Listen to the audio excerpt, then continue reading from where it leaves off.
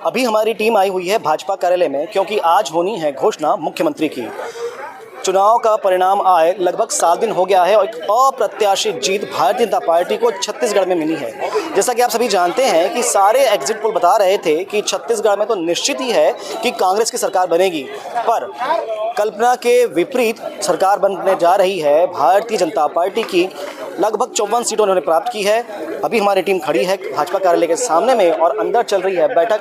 Bharatiya Janata party के जीत के आए हुए लगभग 54 विधायक बैठक में हैं। इसके अलावा प्रमुख कार्यकर्ता भारतीय जनता पार्टी के जो स्टेट की टीम है और पर्यवेक्षक जो तीन आए हुए हैं वो सब भी यहाँ पर है। अंदर में बैठक चल रही है। लगभग ऐसा बताया जा रहा है कि 1 घंटे बाद घोषणा कर दी जाएगी कि कौन होगा छत्तीसगढ़ का अगला मुख्यमंत्री, किसके हाथ में आएगी सत्ता की चाबी। कुछ यहाँ पे विश्लेषक हमारे साथ में, कुछ लोग हैं, उनसे हम बात करेंगे और जानेंगे इस जीत के बारे में और कौन हो सकते हैं मुख्यमंत्री। हमारे साथ पवन केसवानी जी है। जैसा कि आप सभी जानते हैं कि छत्तीसगढ़ के जाने माने विश्लेषक और बहुत वरिष्ठ पत्रकार हैं। पवन भैया, आपने समय दिया, बहुत बहुत धन्यवाद। क्या मानते हैं पवन भैया, इतना देरी क्यों हो रही है भाजपा को? लगभग 7 दिन होने आ गया और भाजपा बहुत तीव्र गति से काम करने वाली पार्टी मानी जाती है, पर इतना लेट? देखिए, ये एक दूरगामी सोच है। मुझे लगता है 2024 का इलेक्शन है, तो अभी चुनाव परिणाम आए 3 तारीख को। इसे मैं लेट नहीं समझता, क्योंकि 7 दिन का समय है, आज 7वां दिन है और आज मैं समझता हूँ कि नाम तय हो जाएंगे, घोषित हो जाएंगे और भारतीय जनता पार्टी जो भी करेगी वो 2024 को ध्यान में रख के करेगी। क्योंकि 2019 के जो चुनाव परिणाम थे लोकसभा के, 11 में से जो 9 सीटें विषम हालातों में भी भारतीय जनता पार्टी को मिली थी। इस बार पूरी कोशिश रहेगी कि 11 में से 10 नहीं हो, 11 की 11 सीटें मिले।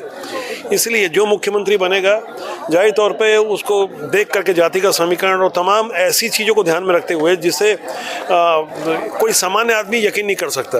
जैसे टिकटों का वितरण हुआ तो ऐसा माना गया कि डॉक्टर रमन सिंह के समर्थक और उनके करीबियों को टिकट दी गई, तो कोई सामान्य जानकारी बोल रहा होगा कि नाराजगी तो इन्हीं नामों से थी, तो फिर इनको क्यों आगे प्रमोट किया जा रहा है। लेकिन वो सारे मिथक और सारी विचारधारा और सारी सोच को गलत बताते हुए यहाँ सही साबित हो गई वो नीति है जो हमको दिख नहीं रही है। ग्राउंड पे कुछ इंटेलिजेंस की टीम काम कर रही है और सोशल इंजीनियरिंग का जो फार्मूला है वो इसको मतलब फिट बिठाने की पूरी कोशिश सफल होती नजर आ रही है। आपने बहुत सारे विश्लेषण चुनाव के परिणाम के संबंध में दिए थे चुनाव के बीच में, पर अगर मैं आपसे पूछूं कि वो तीन कारण कौन से थे जिससे भारतीय जनता पार्टी सत्ता में आ पाई, तो क्या बताएंगे सर? सबसे पहले जो भारतीय जनता पार्टी की जो आक्रामक रणनीति है, जिस तरह से घपले घोटाले के आरोपों को लगातार बोलते रहे, उसके बाद जब स्वयं प्रधानमंत्री आ करके समझाने की कोशिश किए और उन्होंने बताया कि किस तरह से महादेव जो सट्टा ऐप है उसमें 508 करोड़ का घोटाला हुआ। उसके पहले जो गौठान को लेकर के भारतीय जनता पार्टी आक्रमण थी, CGPSC का मुद्दा था, घोटाला एक विषय था। दूसरा, महिलाओं का जो मातारी वंदन योजना, जिसको आम महिलाओं ने, आम मातृशक्ति ने उसे हाथों हाथ लिया।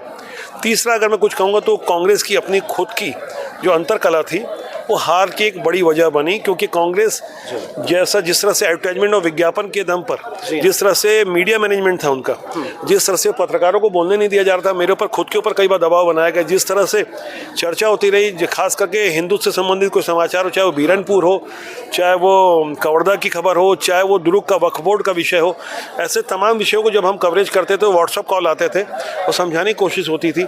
कई पत्रकारों को जेल भेजा गया, कई लोगों को NSA लगाया गया। यहाँ समझने वाली बात यह है कि जो दिख रहा था वास्तव में वो था नहीं।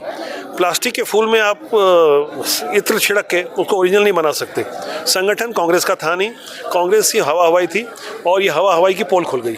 ऐसा माना जाता है कि भारतीय जनता पार्टी में बड़ा लोकतंत्र है, पर पर्यवेक्षक आए हुए हैं और जैसे बात सुनने में आ रही है कि वो नाम तय करके आए हैं। यहाँ नाम तय नहीं होने हैं, नाम तय होकर आए हैं, बस उस पर मोहर लगनी है या घोषणा होनी है। देखिए, इस कयास में भी कयास है। यहाँ कुछ कह पाना संभव इसलिए नहीं है क्योंकि सूत्रों ने बताया, हमें वैसा लग रहा है। इस तरह की जो पत्रकारिता होती है उस पर अब जागरूक हो चुकी जनता भी ज़्यादा यकीन नहीं करती। हमें कुछ समय का इंतजार करना चाहिए, जो होगा वो दिख जाएगा। ऐसा हो सकता है कि उन लोगों ने ऐसा किया हो, लेकिन जो चूंकि पर्यवेक्षक आए हुए हैं तो सभी से हस्ताक्षर लेंगे, एक एक करके जो औपचारिकता होगी उसको जरूर पूरी की जाएगी। तो ये साथ हमारे साथ पवन केसवानी वरिष्ठ पत्रकार थे। इनके एक एक शब्द जो होते हैं बहुत महत्वपूर्ण होते हैं, बहुत सुनने वाले होते हैं और इनके एक एक शब्दों के पीछे में इनकी विश्लेषण तक दिखती है, इनका अनुभव दिखता है। अभी फ़िलहाल कुछ समय बचा हुआ है, हम भी इंतज़ार कर रहे हैं कि कौन होगा अगला मुख्यमंत्री।